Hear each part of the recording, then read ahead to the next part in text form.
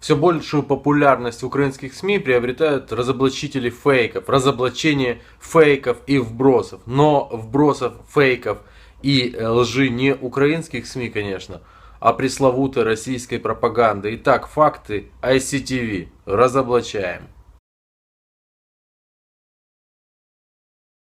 Для начала, для затравки, так сказать, я продемонстрирую уровень разоблачителей на примере парня, который написал ВКонтакте «Череповец», и это значит, что он не может быть жителем Киева. Радоні забирають молодих людей.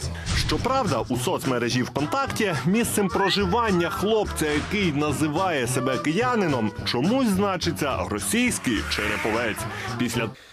Ну, я уже объяснял в свое время. Вот моя страница ВКонтакте. То есть, чего стоит такое разоблачение? Оно не стоит вообще ничего, потому что это бред, это детский сад. Но займемся серьезными вещами. Вечер у Соловьева. Сейчас будут разоблачения просто феерические. Здравствуйте. А ось і свята правдонька. Хотелось бы начинать с хороших новостей. Движущей силой украинской армии являются иностранные наемники. Принаймні так розпочав свій виступ на одному з недавніх російських ток-шоу так званий міністр закордонних справ так званої ДНР. Похвально то, что вот эти разоблачители пытаются делать свое разоблачение с юмором. То есть изо всех сил пытаются, тужатся. И оно так натужно и получается. Ну, стараются ребята. Не українських бійців. Там стояли бойцы батальона Азов, почему-то не разговаривающие на русском языке. Kein Spaß in die Schule, dies Spaß wird ihnen weg. Ну, видите как, на этом моменте надо засмеяться. Я понимаю, под кого они могут косить, но не выходит. Подходим к главному, в общем-то, разоблачению. За даними російських спікерів, тисячі іноземних найманців в чергу стають, щоб записатись до Збройних сил України. А количество, то, что называется, волонтеров, то есть набранных по Европе, ну, мы знаем Сербию, Хорватию, целый ряд там других стран, кое-кто из Ближнего Востока. Хорватия. Сербов, Есть разница. Но они действительно уже не только в Киеве. Послушай, сербов я знаю личный говорить. состав, извини, но сербов набирали. Я просто знаю этих людей. А хорваты просто волонтерами пошли многие. Новина про хорватів, які чомусь найбільше облюбували все той же Азов, дійшла аж до російського МЗС. Хотели бы еще раз подчеркнуть, что участие иностранных наемников, в том числе хорватских, во внутреннеукраинском конфликте неприемлемо и служит лишь его разжиганию.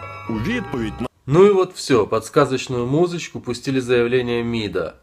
Дурачки в МИДе сидят в российском, посмотрели эту передачу, поверили в хорватов и сделали заявление. Это очень интересно, потому что...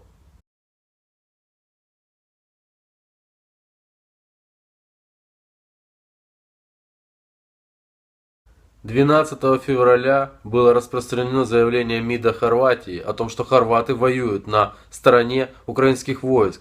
Это было распространено как в украинских СМИ, так и в немецких. К примеру, вот Deutsche Welle. А вот заявление МИДа от того же дня, когда была распространена данная информация, но не урезанная каналом ICTV, чтобы было смешнее для расследования, а полное. И там сказано в ответ на заявление МИДа Хорватии. Но вот что самое интересное. Мне стало интересно найти эту передачу, и я ее нашел. И хотя 10 тысяч, мне кажется, завышенные цифры, безусловно, но все равно вопрос о том, будет или не будет. Программа 13.02. Еще не понимаете? Вот информация, которая была распространена в СМИ по поводу заявления МИДа Хорватии. 12.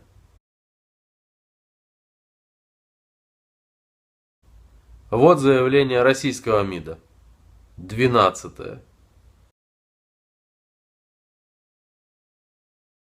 То есть заявления, все вот эти в прессе от хорватов там и российского МИД были сделаны до программы. То бишь, заявление российского МИД никоим образом не могло быть сделано на основании того, что прозвучало в программе. Что вы разоблачаете вообще? Что вот это за колхоз? Что это за деревенские разоблачения? Вы там хоть смеетесь за кадром, хоть кусочки вставляете какие-то якобы смешные, хоть натужно, хоть лопните, я не знаю, от желания своего кого-то разоблачить и посмеяться. Вы позоритесь. Просто ведете себя как позорники. А теперь я посмеюсь.